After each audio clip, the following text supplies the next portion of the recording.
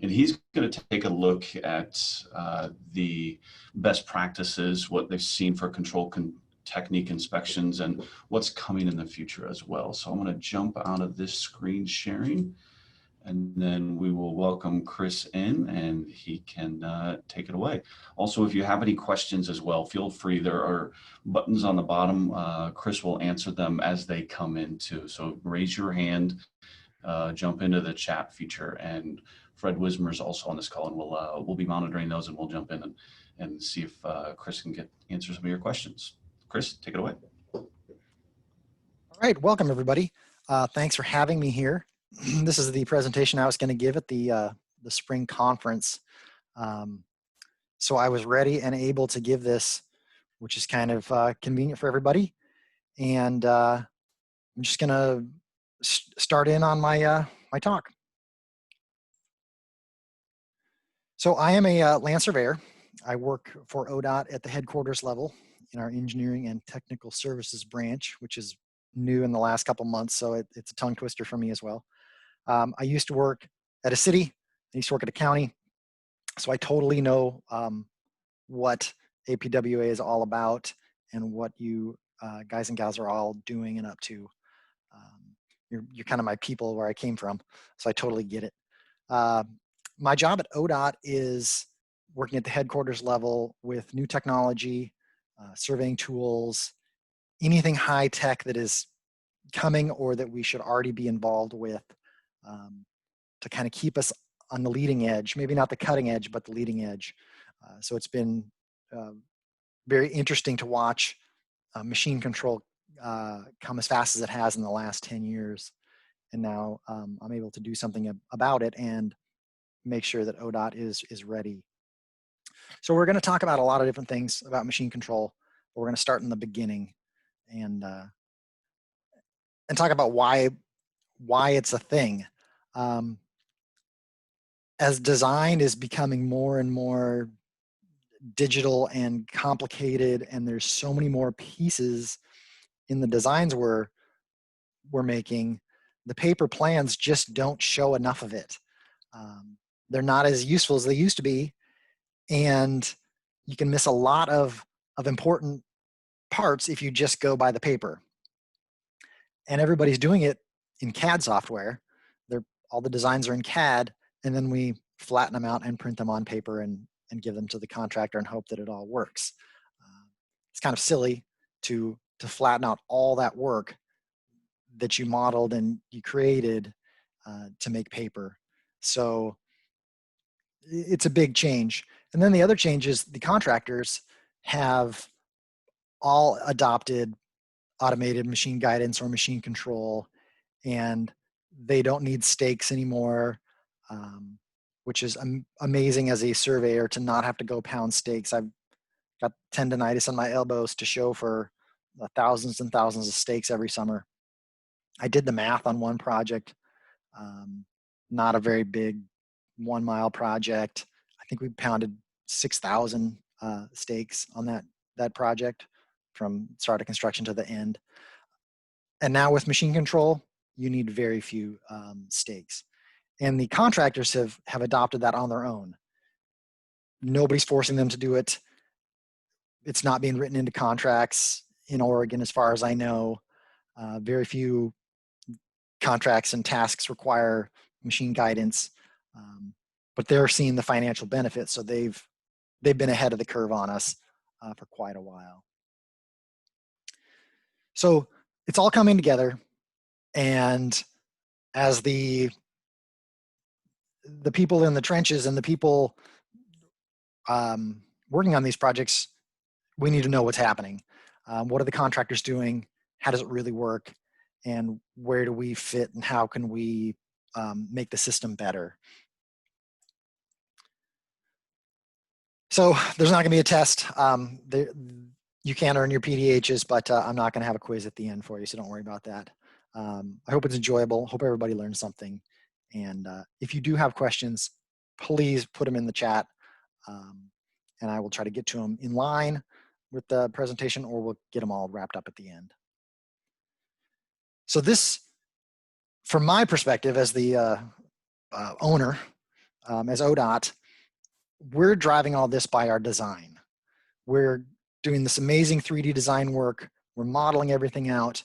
We're getting much further along in our plans than we used to. And kind of we've raised the bar in design. And with that, we have this really amazing 3D design. And we're proud of it. And we're going to share it. And we're going to pass it along to the contractor. So this is, from our perspective, this is how we're driving machine control out on the construction projects, by having a 3D design up front that's solid. In the old days, everything was on center line. You had cross sections.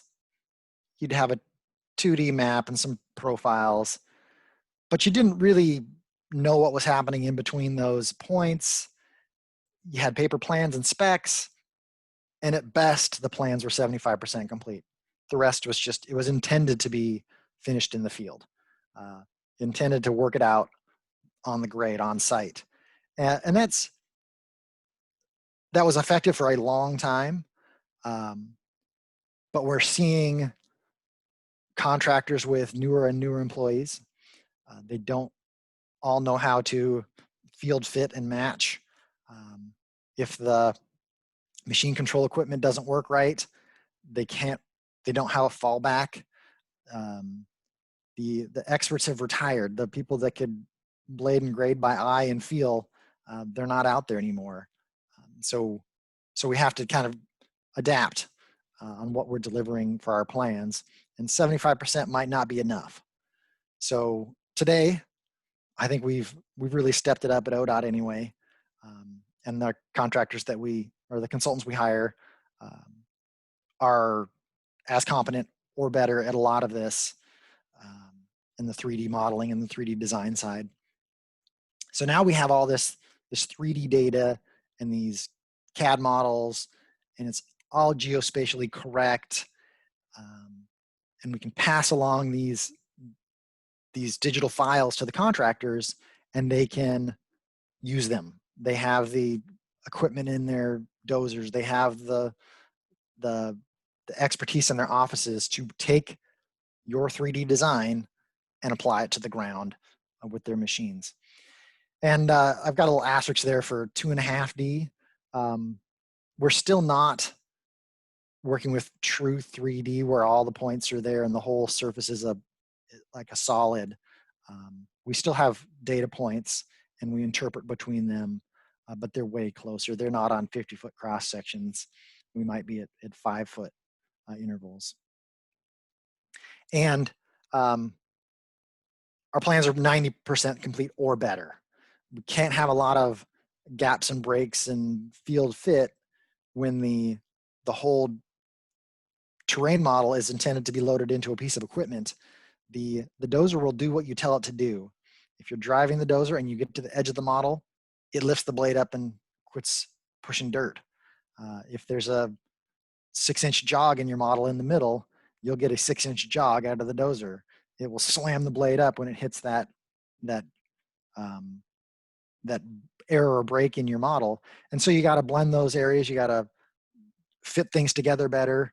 And it's really become apparent who was doing good quality assurance on their models before, when everybody's looking at them now, and you can't hide it on a flat piece of paper. So I think it's for the better, and I think designers have really stepped it up on what we're sending out the door. And in the future, I think we're going to somehow, our CAD software is going to be real 3D. You're going to be able to design on a point cloud or a imagery like surface, and you'll have all the data. You won't be interpreting every 5 feet. If you want an elevation, you'll pick any point and you'll get a real elevation, and it'll be model based, and you'll just drop in road sections, and they'll have depth and volume and all the parts.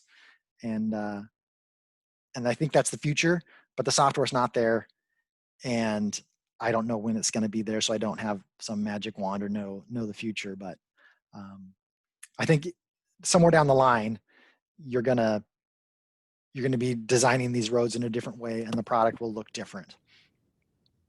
And then as a result of that, the data and the model and what we build in the office is going to be the primary deliverable to the contractor.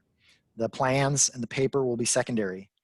At ODOT, we just recently, well, I guess recently is 2 years ago, we added the digital model to our hierarchy of what controls. Paper plans still control, but now the 3D model is on the list.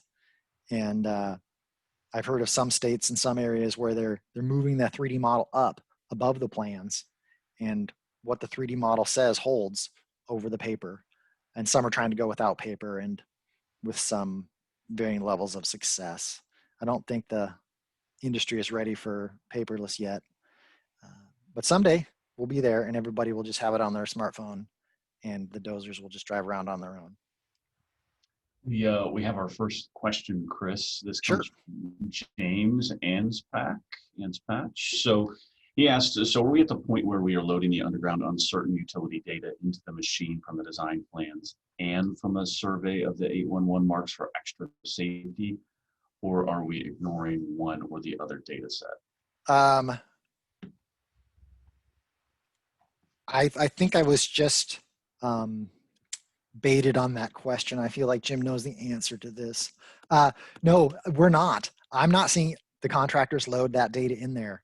I know a couple of the machine control software systems do have the ability to program that in there as like a hard stop, like you can't dig into the pipe or you can't lift your boom up into the wire. But I'm not seeing that in actuality happen on job sites. The contractors aren't putting that in there.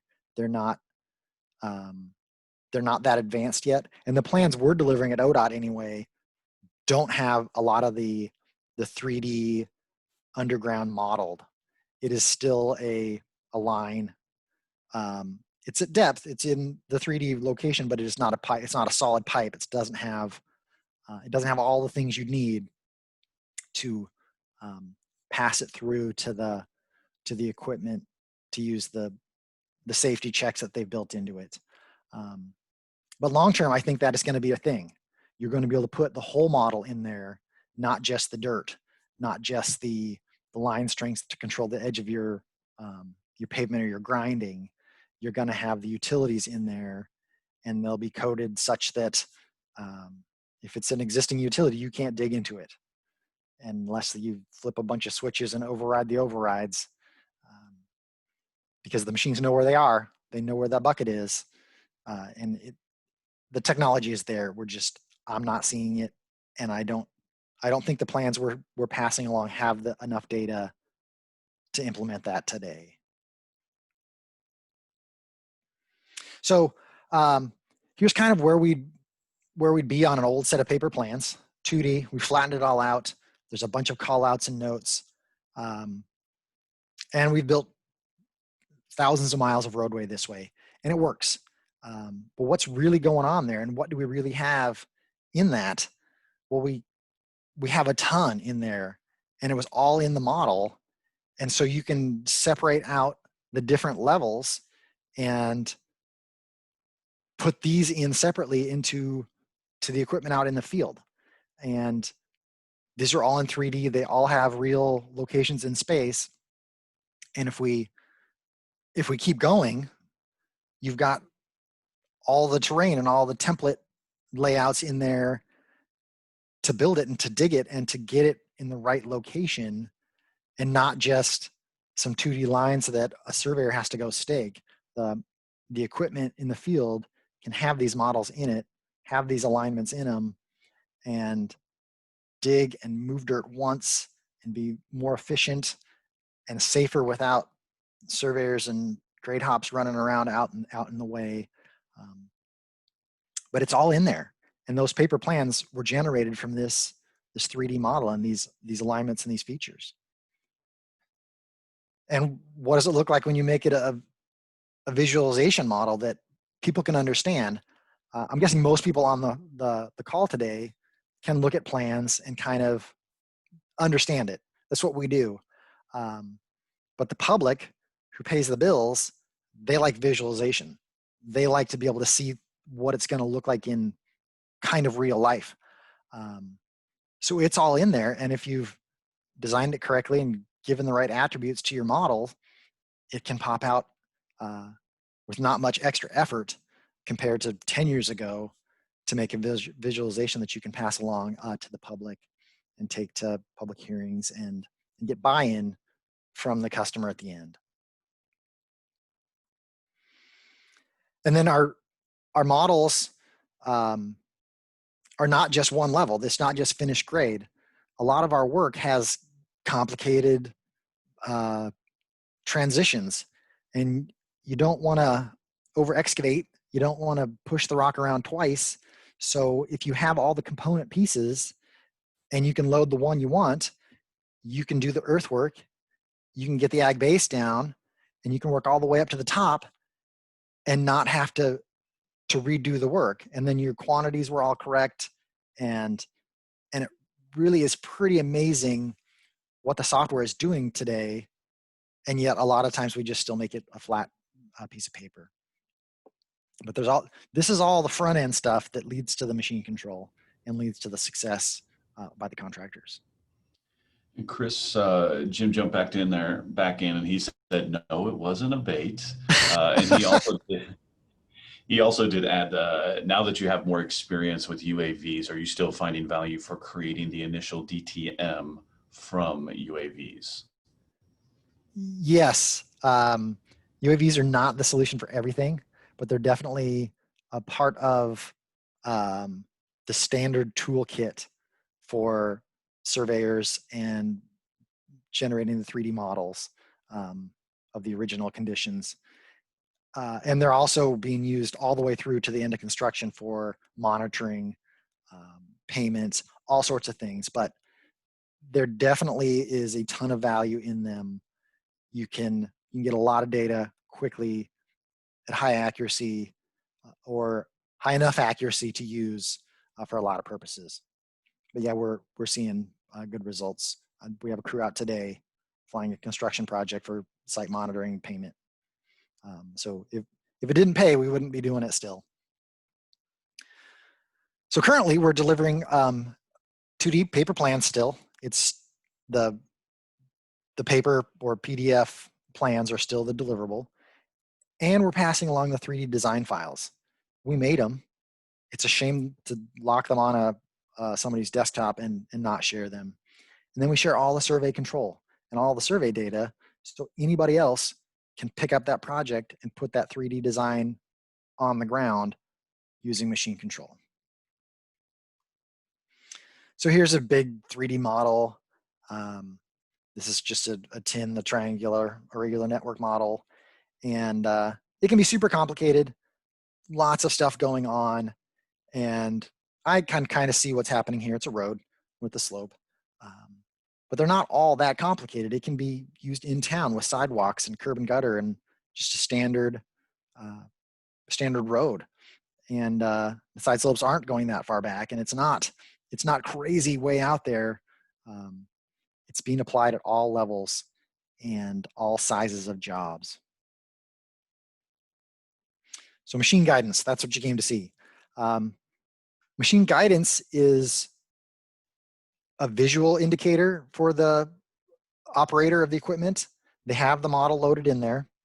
They have a position. They know where they're at, but they're still doing all the motions. They're still digging, scraping, controlling the buckets. Machine guidance is where we started. The light bars, all the different methods to tell you where to go and where to dig. But it is slowly being replaced by machine control as newer equipment comes out, as they figure out how to retrofit equipment. They're hooking directly into the hydraulics, and then the model interacts with the hydraulics and actually moves the cutting edge, moves the equipment, speeds it up, slows it down, and the operators usually steer for safety. But the lower left-hand picture, that dozer's remote control. And Caterpillar is working with remotely operated heavy equipment. They have a mining operation that's fully remotely operated. The gigantic dump trucks and the loaders don't have people. Somebody sits in a control center and controls 4 or 5 pieces at once. Because the controls the hydraulics are all tied to the computer and all tied to the control system. But we're not seeing that on our civil projects. There's a driver in everything, but they may not be controlling the cutting edge on a dozer or a grader. Hey, Chris, we And got another question real quick. Oh, go ahead. This is from Doug Singer with Eugene as well. Do you provide the 3D model during the bidding process or only after contract has been executed? Both in a way.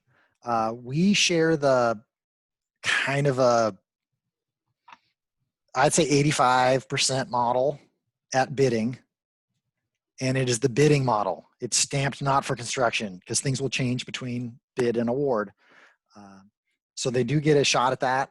And the contractors really like that because then they can put it right into their bidding software and they don't have to extract all the surfaces and sizes from paper. They don't have to send the plans off to somebody to digitize them. But they are not for construction. And then we give them the full 3D model when the contract is awarded, and they get all the data. And we say it's much better at that level. It has a PE stamp on it at that point, and it's ready to go. So we do share both. Thank you. So what do you need to make machine control work out in the field? Well, you got to have the design as the owners. That's what we're providing. And you got to have machines that are capable of loading up that model. So they have to have the computers and all the sensors and hydraulics. And it can be very costly to add machine control to a piece of equipment. But it's getting cheaper relative because the equipment's getting more expensive and it's coming with a lot of the parts already installed. You just pick your brand and you plug it in. It's like adding a stereo anymore. All the wires are already there. You just plug in the little connector for your John Deere or your Cat or your Komatsu. So it's becoming a smaller portion of the overall price of the equipment. Then you need to have a positioning equipment to tell it where to go. And there's a bunch of different methods. GPS is the most common.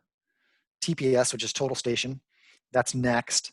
And then there's a laser method that only one of the companies uses. But it's actually pretty common around Oregon because they use it all the time. And there's combinations of all of them, and the bigger contractors will have all 3 levels of positioning, and we'll talk about that in a minute. So before you go on, we got a couple more questions. Sure. First one from James again. How are you handling changes, i.e. red lines? And are you changing the model, the plans, or both? It depends on what the change is. And I don't want to throw ODOT under the bus, but we're not always going back to the paper plans and redlining those in an accurate manner that tracks all the way through and becomes part of the as-built. If it's a modeling change and if it's really small, a lot of the contractors are doing it themselves because their software allows them to merge and smooth and raise and lower things. But if it needs engineering design consideration, it goes back to the engineer of record who stamped the plans. They make the call, redesign happens, a new 3D model is sent out, but probably not new paper. Okay. We just edit the model, send it out. And then we have another question from anonymous attendee here. As part of the effectiveness determination of AMG methods, how will safety agencies such as OSHA engage in this determination? I'm not sure I know exactly how to answer that.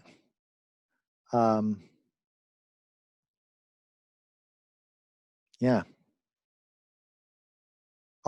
I do have a slide that talks a little bit about safety, and maybe that'll get to it. But I think just fewer people on the project when they're using machine control leads to safety. And that's a real easy indicator when you go to a machine control project on how few people are walking around outside of the equipment.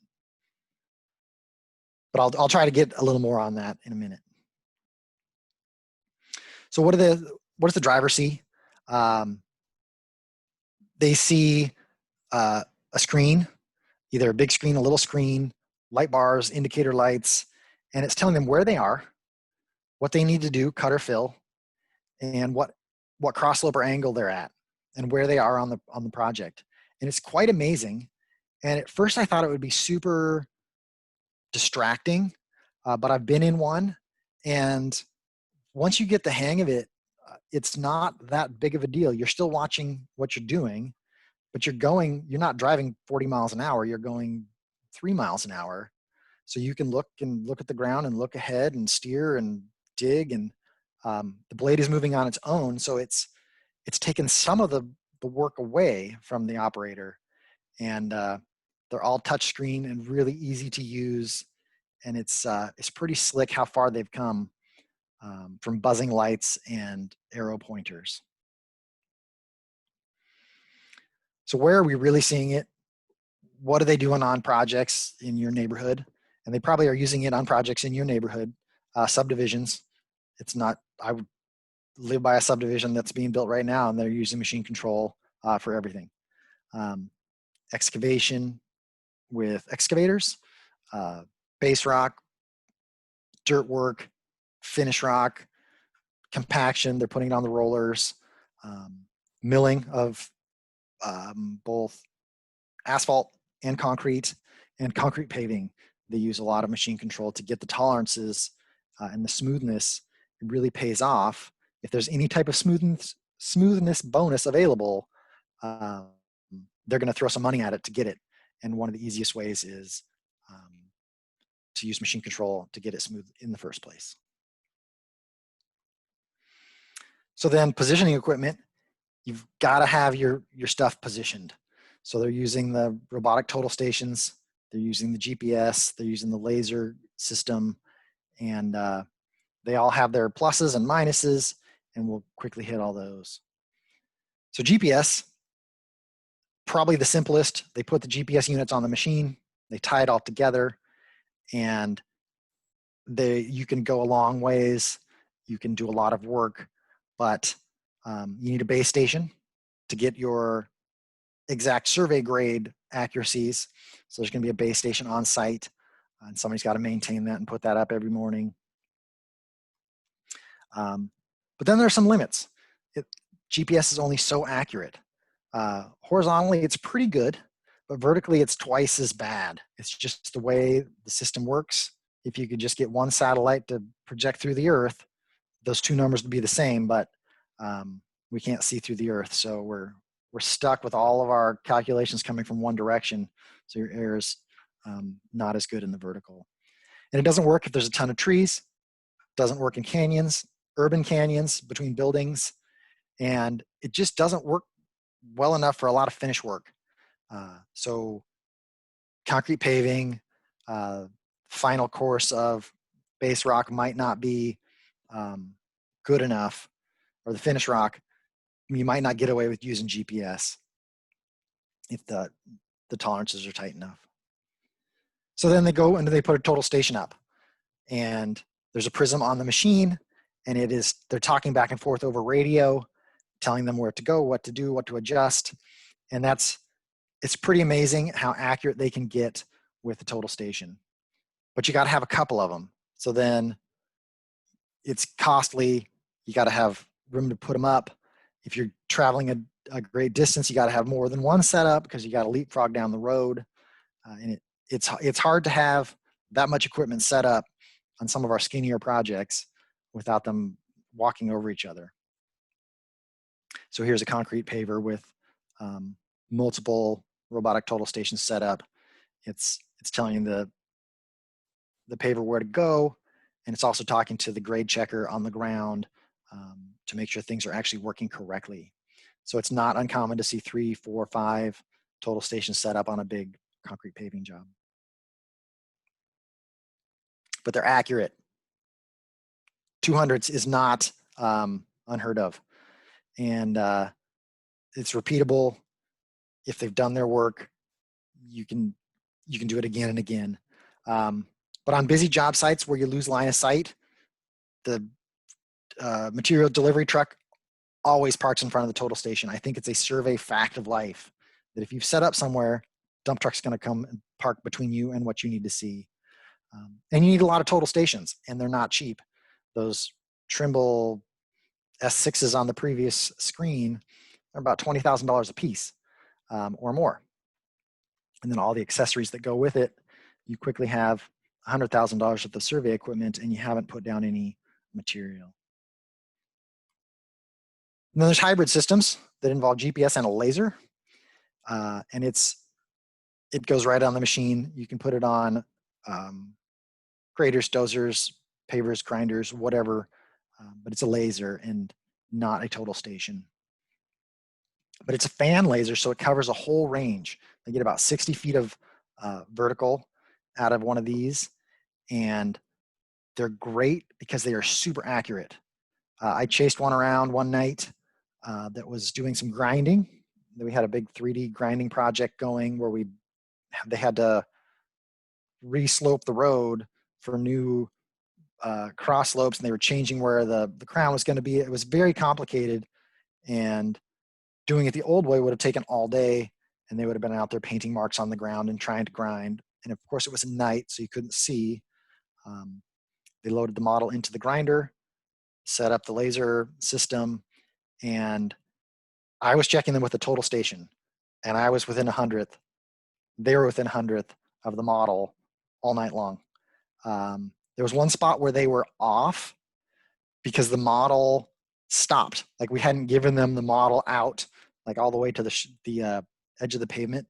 It stopped at like a stripe or a line, and there was no model. And so they were grinding that by kind of feel, and they got it correct, but the model was way off because there was no model there. So the model was doing the right thing. We didn't give them enough data. And so you'll see this on airports and concrete work and things where people want to be super tight on your tolerances. The laser comes out. It's more complicated to set up, but once you got it set up, you can cover a lot of distance at a really tight vertical. Hey, Chris, we got a couple more. One comment Sure. and one question. Comment from Doug Singer said the city of Eugene had a contractor use GPS for a 270-acre mass grading for wetland mitigation bank site, and it worked great. And then there's a question from Rex. I'm sorry, I don't know how to say your last name. Is there machine control for concrete finishing on complex surfaces such as ADA ramps? And if not, any idea how far away something like that is? So the first comment on the comment, mass grading with GPS is that's ideal. You save so much time and effort using machine control on big mass grading projects. We see that's where a lot of the contractors make their money using it. Second part, ADA ramps, there isn't, because nobody's built a machine small enough to do an ADA ramp that could be controlled by machine control.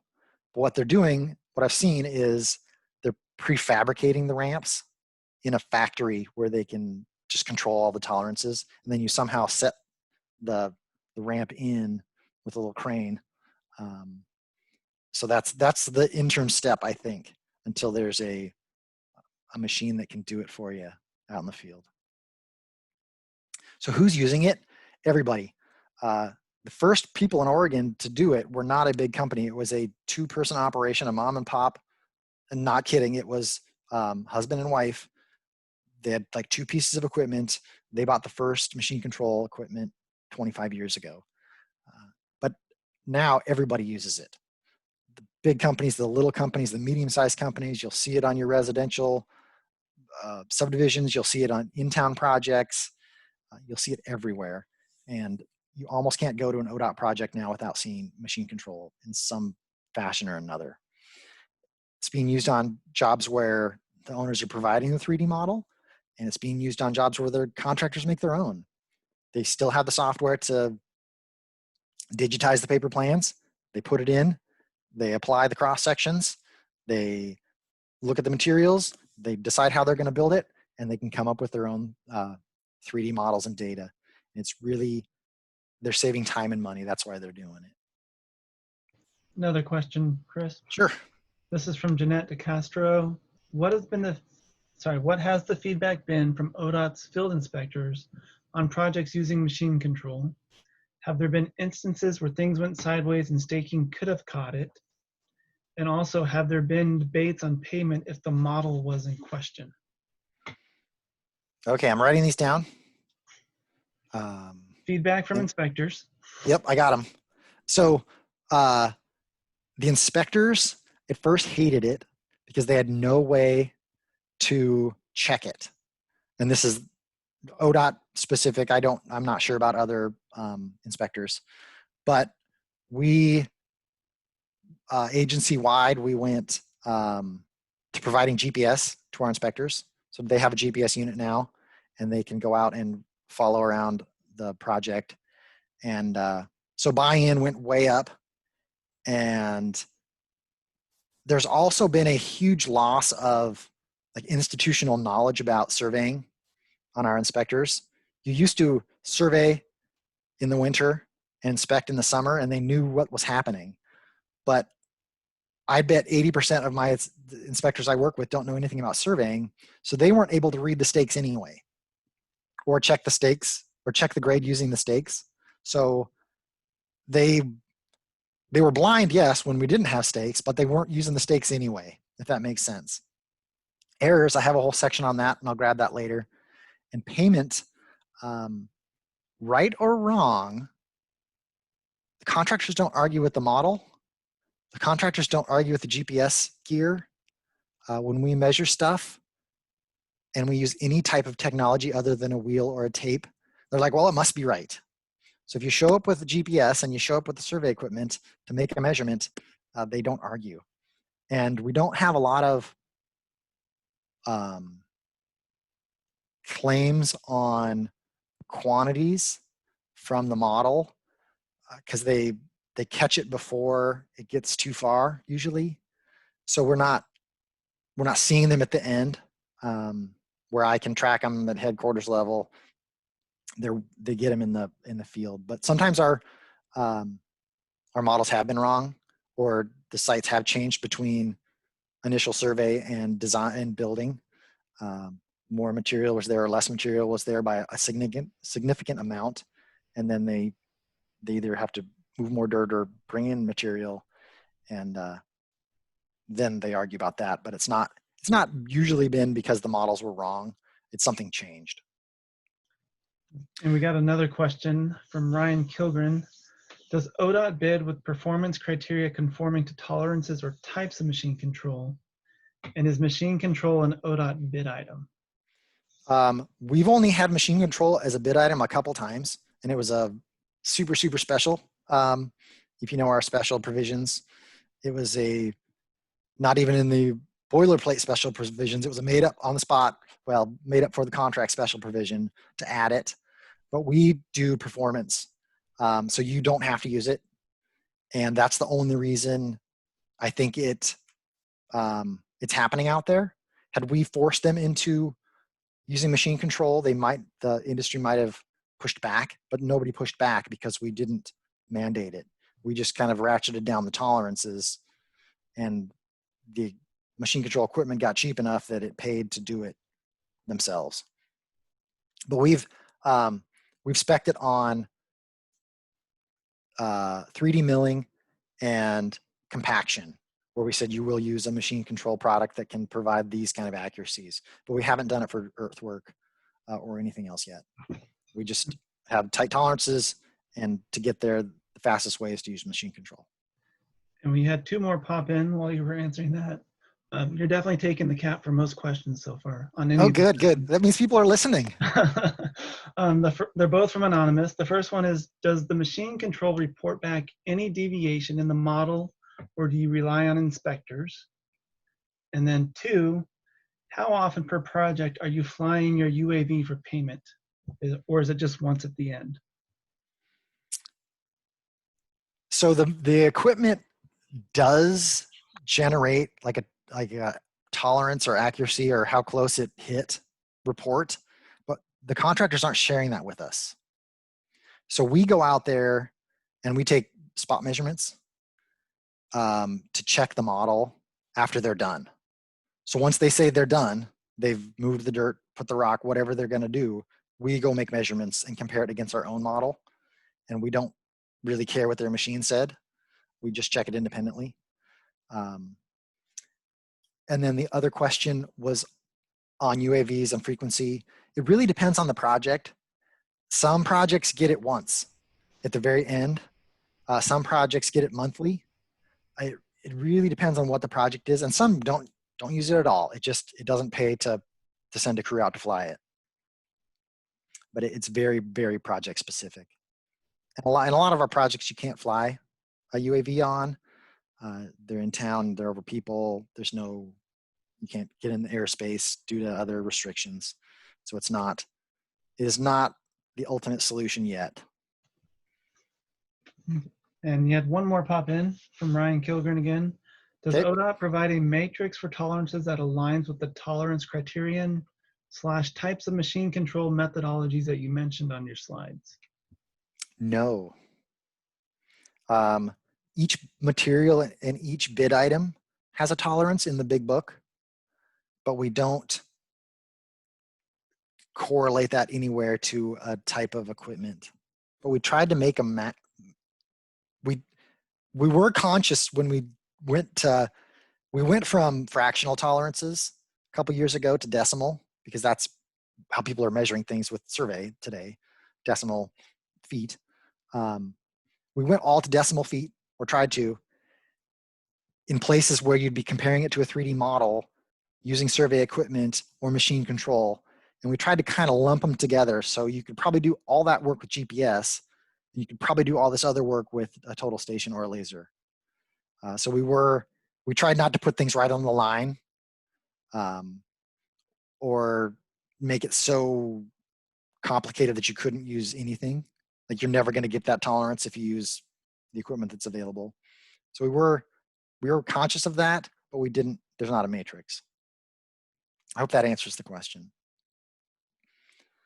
So benefits for the contractor, they have less risk at bidding because we gave them an 80%, 85% design that they can put into their software. And when they're out actually doing it, they don't have to move the material twice. Make one pass, you're done. There's less error. We're seeing increased profits. I got the double asterisks on this one because we're assuming they're making increased profits. We had one contractor that went all in on machine control, and for 3 years they got all the jobs because they bid lower on all the jobs. I wonder if they're making all the money, but they don't share that with us. And there's been a couple of FHWA studies that say contractors are making more profit because of this. And as the owners, we're starting to see a little reduced construction cost, but with all the other variables in play, it's hard to say. Again, FHWA has done some studies, and they estimate that long-term we might see 6%. We're not seeing it today because it's still not required, and a lot of the companies are still paying off their equipment and their upfront cost, and they're still in the kind of the learning curve, and they're not passing the savings along to us. They're just taking the increased profits in the short time. But bidding is getting more competitive now that everybody's using the same kind of technology.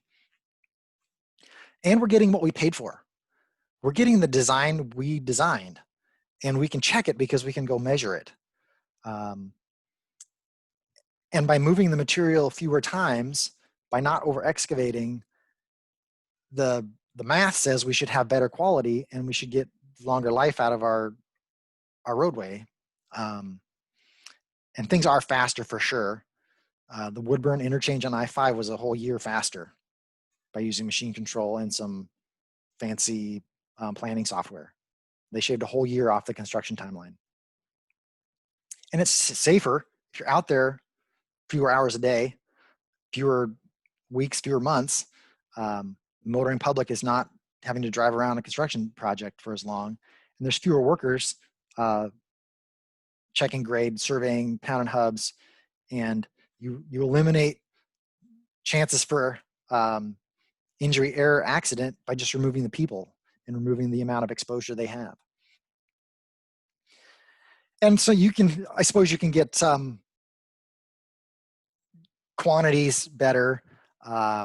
We pay by plan quantities, so it's kind of a wash for us, but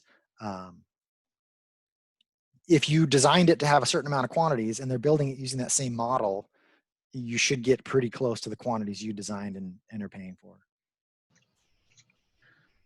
Another quick question, Chris. Sure.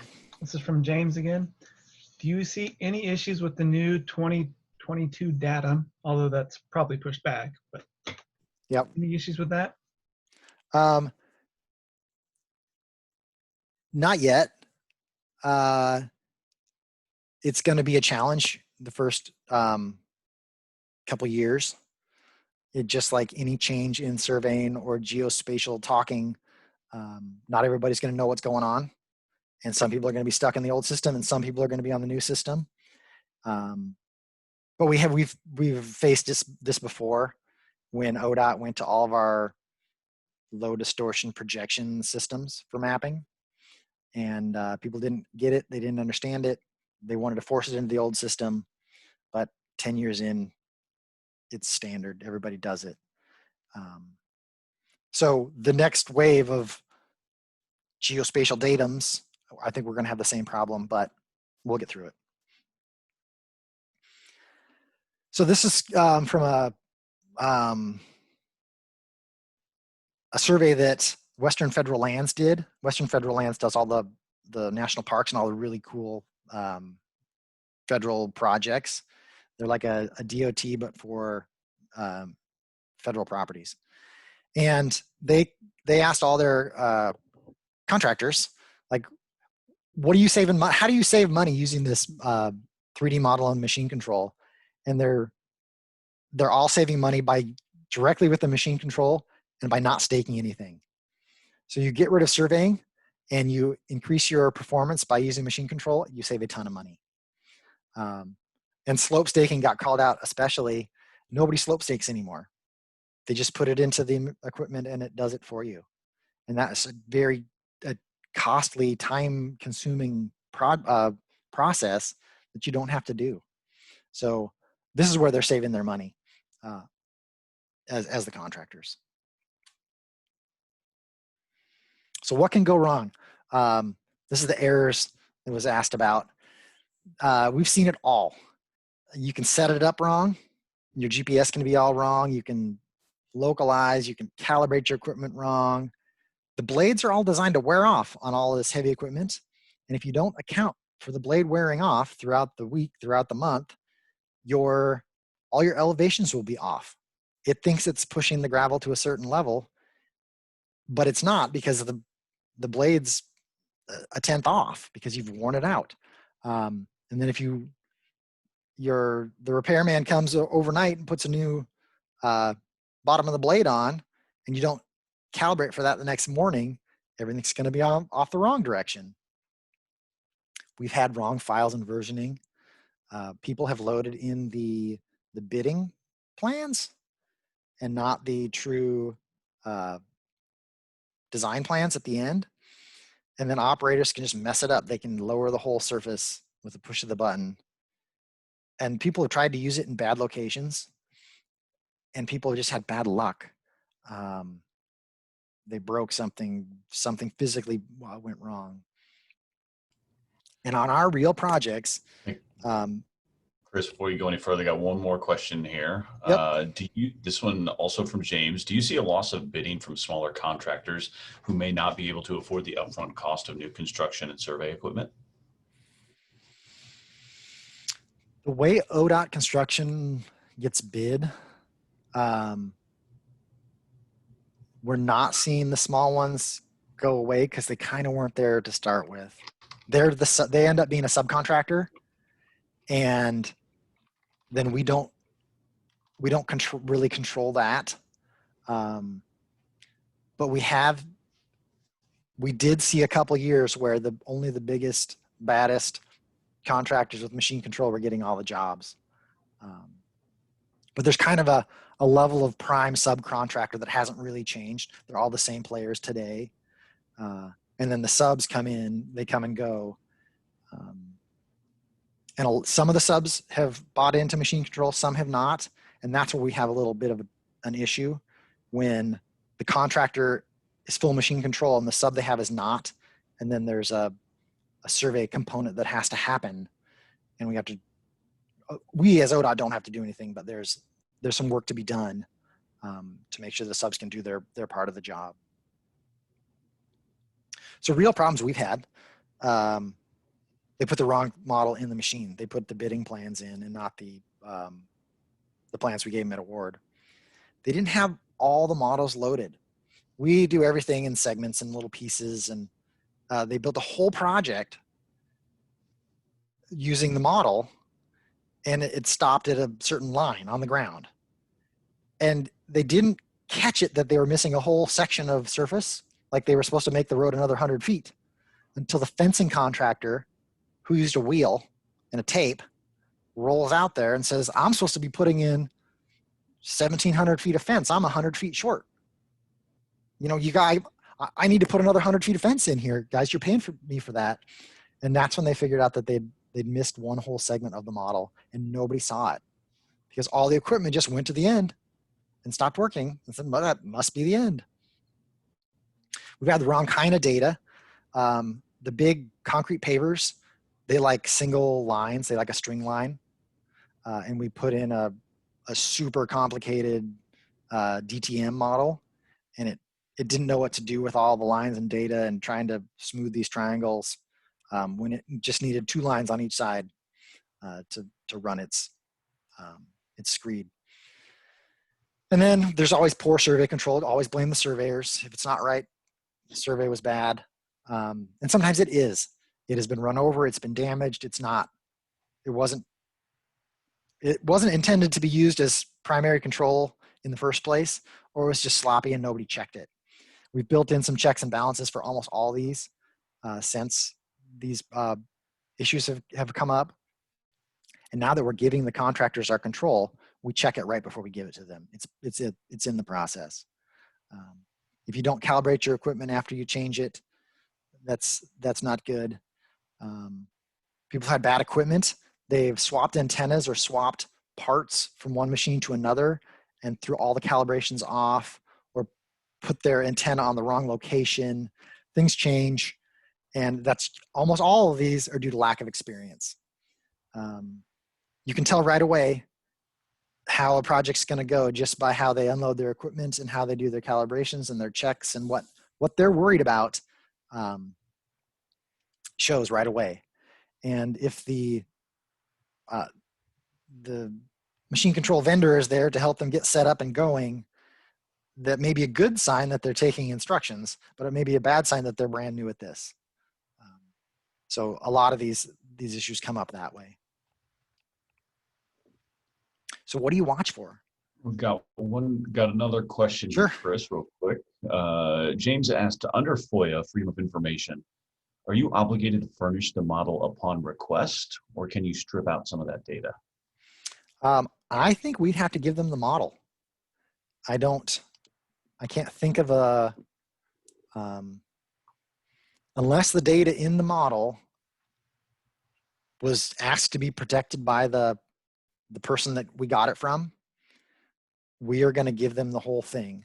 I just had to fill out some paperwork the other day, and all the data I work with is level 1 data at ODOT, and that is published. So if you ask me for it, I will give it to you. I haven't worked on any projects recently that had any data that we didn't or weren't allowed to share. I know there is some utility data we don't share, and we would take that out. But that's on a very specific project by project basis.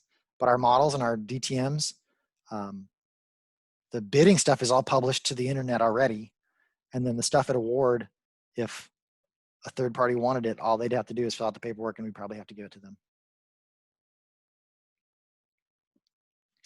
So when you're out on the project and you're the inspector, you're the engineer, you're supervising of anything, first thing you can do is, are they using the right positioning technology? Are they trying to force GPS to be more accurate than 3/4 of an inch? Or did they get out the total station for that final finish rock or that final grinding with the 3D grinder? If they're not using the right equipment, they're not going to hit the tolerances you're expecting. But for a lot of work, the GPS is going to be fine because they're going to build it up to finish rock or close, and then they're going to manually stake the curbs and then fill in between at a preset cross slope. So they don't always need to get total station out if there's another way for them to control the vertical at the end. Because water is going to tell the truth. If you've got 3/4 of an inch of rolling over your project day to day, the water's going to tell you that. But if they staked curb manually, or they have a curb machine that runs a total station control, then they don't have to blade it with a total station if they're putting in the other controlling pieces with some other technology. And do they have surveyors on site? Do they have somebody with a rover walking around making check shots? Are they checking their equipment? Are they calculating for the blade wear? And do the grade checker, the person in the middle of the photo, right behind the grinder, are they following the machines around? The machines are great. They'll tell you they're working perfectly, but are they? Are they really hitting the numbers? Or did something fall off and you're off a foot or a tenth? You'll notice a foot, but you might not notice a tenth until you're done. And then if the grade check doesn't show up until 4 o'clock in the afternoon, it's a little late to go back and rework the whole project. And then you've got your traditional skills as an inspector, as somebody on the grade. If it doesn't look right, it probably isn't. And those relationships you have with the contractor, with equipment operators, those pay off. Because if they're not afraid to show you what they're doing, you can learn a lot. You can take a peek in at the equipment and see how it works and see what's going on and see how accurate they really can be. Some of them can put their blade or their bucket on a benchmark and show you the calibration real time. And when it says it's within 100th, it's probably within 100th. It's amazing how accurate some of this equipment can be. And it's all brand new. And it was brand new to the operators and the contractors not too long ago. So most people will talk about it. But if you don't ask them a question, they're not going to say anything. So don't assume anything. Don't assume that it's a dumb question. Ask the questions. Learn all you can. Be kind of nosy at first until you've got a hang of what's happening. And then take pictures. Write it all down. Document what's going on. The same things we've always done on our projects. You need it more now than ever because there aren't hubs and stakes. There isn't a trail of survey work that says what was laid down. There's this digital work that was laid down. And if you saw something funny, if you remember that day a week back, and you wrote it down and took a picture, that's gonna pay off when there's an argument later and something's in the wrong place or at the wrong elevation. And then you can always have them stake things traditionally, get a level out there, check with the level. A level and a rag tape don't lie. You can check a lot of high-tech work with a level and a rag tape. If there's a surveyor out there, walk the job with them. Call in your own surveyor, if city, county, whoever you are. And on some bigger projects, it wouldn't be a bad idea to pay for just more measurements. We call them verification points. Get more verification points. If there's something that has to be right, make sure it's right before they put the next course of material down. So that's something you can always do. And if you plan ahead and are transparent about it, most people are not going to have an issue or problem with additional measurements or more verification points. We have a built-in verification point requirement for the contractors, and we set a certain number of shots per certain number of square feet. And it's not based on an arbitrary number. It's twice as many as we used to ask for when they were staking, but it's still not as many as the good contractors were providing us already. So we moved the requirement towards what they were already doing to hopefully eliminate the contractors that didn't want to give us any shots anyway, if that makes sense. So we used to say you needed 1 shot per 1,000 square feet, but all the machine control contractors were already giving us 2 or 3 shots per 1,000 square feet. So we said 1 shot per 500 square feet, and nobody batted an eye. We didn't get a single comment back when we put that in the spec book on the increased verification points. They're like, fine, that's fair. If we want to know if our equipment's working correctly for us, we need to take those shots anyway. So extra survey work is not a big deal. They're saving money by not staking it, and that balances it out. So I've got a quick case study. I see we're at 105, so I'll go quickly through this. This is on Highway 101. The contractor did everything with machine control. And they did some 3D milling that was within 1/100th of a foot. And it was all amazing. They didn't have any failing grade verification points. They took a ton of shots. They didn't have to rework anything. Everything went faster. They moved material once and they were done. So they did almost everything with rough grading, with machine control and GPS. They just pushed dirt, 1 pass, done. And it was a lot of dirt was moved quickly with GPS. Then they brought in the total stations and did the fine grading, and they were working around traffic and town and new stuff and old stuff, and it went very smooth. And they moved a lot of material very quickly. But they saved a ton of time doing the 3D milling. They were changing some slopes. They were doing a lot of, you might need to grind a couple hundredths here, then you might need to grind, 3/10 further down. And it just walked up and down along the run, and they were always spot on. It was amazing. They were within 100th everywhere we checked. And we checked them. They checked themselves, turned in the numbers, and we checked them, and our numbers were exactly spot on. More screens of what they're seeing. They just have a little dozer, drives around, and tells them the cutter fill and the elevations.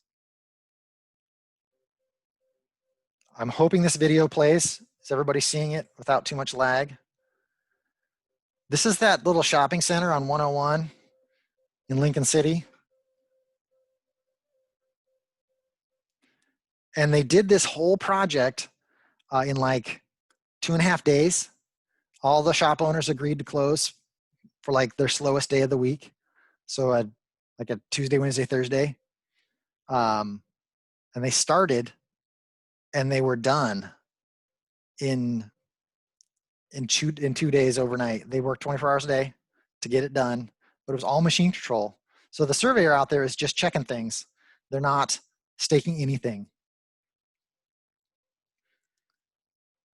And the slowest part at one point was they're waiting for material, which is just going to happen no matter what.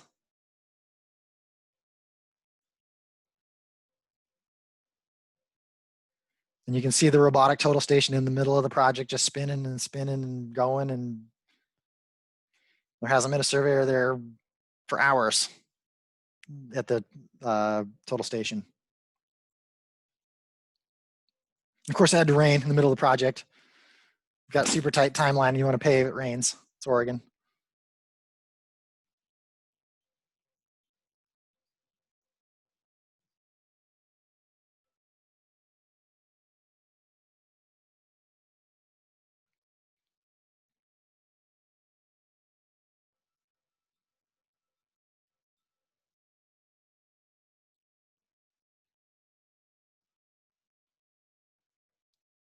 And they striped it, they opened it up, and they had shoppers back in there, and all of the business owners were super happy.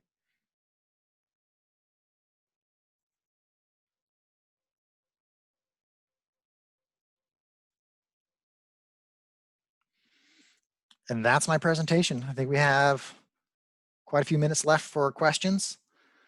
A lot of questions came in. That was really good. But I'm ready for more.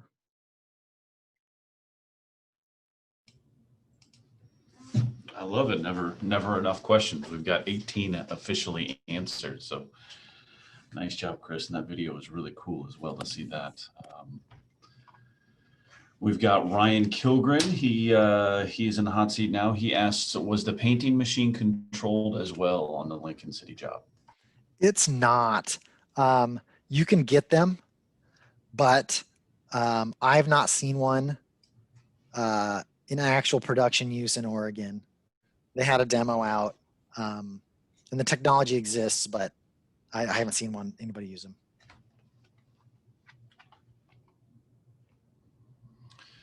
Doug Singer is throwing out a sentiment that I've seen and heard quite a bit of. He's just saying, thank you. That was a great presentation. Doug, thank you for that. Andrew Bailey, what are the top 3 issues stopping the increased use of this? Number one is 3D models. If they're not being provided by the project owners, it's harder for the contractors to do it. The cost of the machine control equipment would be a big thing. And then in some areas, the specifications still say that they're going to have to stake it at a certain interval, a certain tolerance, a certain amount. And then you're staking it for nothing. And so then they just throw their hands up and stake it and build it the old fashioned way. Anyway, and we had that for a while at ODOT where we required staking, but we encouraged machine control at the same time. They're like, well, you can't have it both ways. If you're going to let us use machine control, you're going to have to lighten up on the staking because we're not using our own stakes. So is that 3? Yes, I think so. Well, let's see. We've got here comes more questions. We've got 3 more. Evan Babb with the City of Eugene asks, do you have any recommendations for machine control use in urban settings? If you need to use it in like a tight urban setting, they almost have to go to total stations. The GPS, when you get up against the buildings, just doesn't work.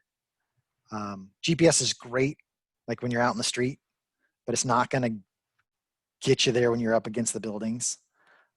It works way better today up against the buildings than it did 10 years ago, but it's still not, it's not that awesome. If your buildings are 1 or 2 level buildings, it's not a big deal, but as soon as they're multi-story, it can be a problem. But total stations work great in urban areas, and GPS is getting better and better every day. Ryan Kilgren, again, gives you a big shout out saying, great presentation, thank you. James, so he threw out a bunch of acronyms here that I don't necessarily know, but I'm at least going to. So I'm looking, I pulled up the question so I can see his. Okay. So what communications between FHWA, AASHTO are in place now that EDC3 has run down? So EDC3 is the Fed's Everyday Counts initiative. It's a big push to like get modern, guys, come on. EDC6 is coming out, and it is still kind of carrying on some of those same topics that were brought about in EDC3, which was EDC3 talked about 3D design and models and kind of getting modern. EDC6 is just the next round, and it has some of the same flavors in it. They're still talking, they're still pushing. I think they're still out road showing some EDC3 topics to this day. But that hits at the big DOT level, and I still think there's a huge amount of data that needs to flow down to the cities and counties and our local partners.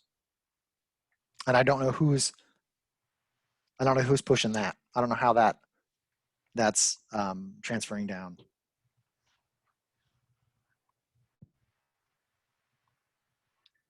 And then we have one more question from Jeanette De Castro. Are there any programs out there to help emerging contractors purchase this equipment? I don't know. I'm not sure on that. I know there's lots of other emerging contractor programs, but I've not heard of anything that's got money behind it.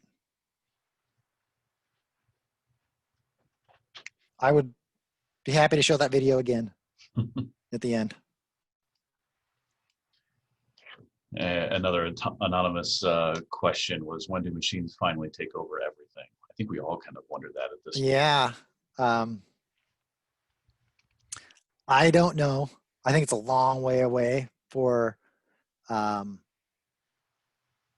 civil construction to have no people on them in the machines. It's just, our sites are so dangerous and so messy.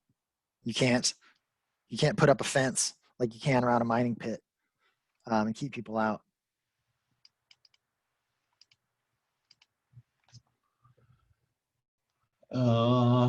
I think we'll end with this one here, Chris. This one from Nicholas. Thanks for the great presentation. This question came up at the ODOT Automation Conference a few years back, but is there a preferred template spacing for models that produce the best product? I think the answer in 2017 was 5 feet, but was curious if that has changed at all. I think it's still 5 feet. The equipment hasn't evolved to take a tighter spacing. And if you go much looser than that, then it's interpolating too far. So I think we're still running 5-foot template drops at ODOT. If we weren't all at home working, I'm actually at the office. I'd stick my head out and yell at one of our engineers, and he'd give me the thumbs up or down, but he's not there. He's at home working. And I haven't seen any totally autonomous machines in person. But they did let me drive some machine control equipment myself, and it just proves that being an equipment operator, is a skill that I do not have. There's always room for improvement, right? Yeah. Hey, Chris, I want to give you a big shout out and thank you again for taking some time and sharing your knowledge. I can hear the ovation from people across the state. We had a really good turnout. So if you wouldn't mind to throw that video back up again. Yeah. Well, so if folks want to watch that one more time, they definitely can. And as he puts that back up, I also just want to put in that next plug for Friday, September 18th. We're going to be talking about Eugene's two-way protected cycle track and how that's really connecting the neighborhoods there in South Eugene. You can always register for all of our Lunch and Learn series over at oregon.apwa.net. We'll also be sending out an email here soon for the next invitation. And we post all of these Lunch and Learn series on APWA Oregon, APWA's YouTube channel as well. So we'll have that up hopefully by the end of the week if you'd like to share with any of your other colleagues as well. Thanks again for everybody who jumped in and spent their afternoon with us, and we will talk to you soon. Thank you, Chris. Thanks, Fred. Thanks, guys. Thanks, everybody, for attending today's presentation.